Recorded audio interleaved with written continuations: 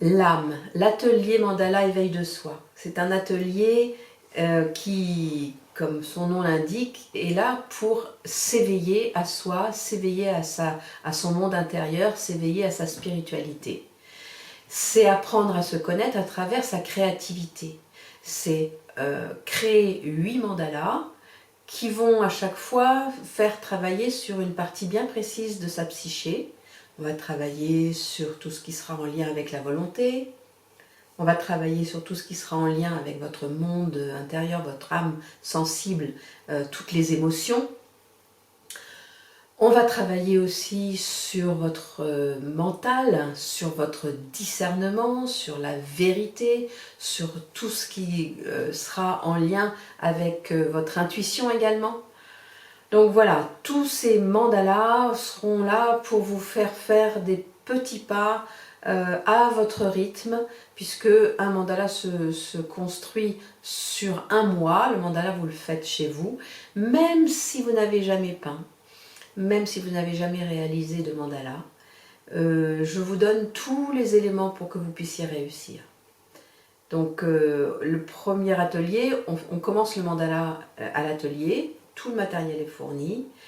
Et puis pour les autres, vous avez, en fait, lors des ateliers, on fait des expériences avec la couleur, on fait des expériences introspectives, on va aller chercher au fond de soi qui on est, et surtout on va essayer de voir comment on résonne avec une certaine vibration, comment on résonne avec une couleur, comment on résonne avec cette partie-là de la psyché que je ne dévoile pas parce que sinon c'est le mental qui va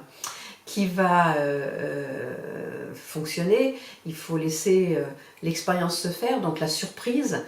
Mais voilà, en tout cas, pour chaque séance, on a une séance de 3 heures. Vous savez, souvent, c'est juste, hein, on a l'impression qu'est-ce qu'on va faire pendant 3 heures, mais croyez-moi qu'on fait plein de choses et il y a aussi également beaucoup d'échanges.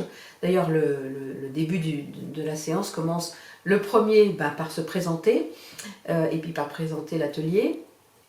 Et puis tous les autres, on va venir avec son mandala qu'on a réalisé et on va partager son expérience d'un mois.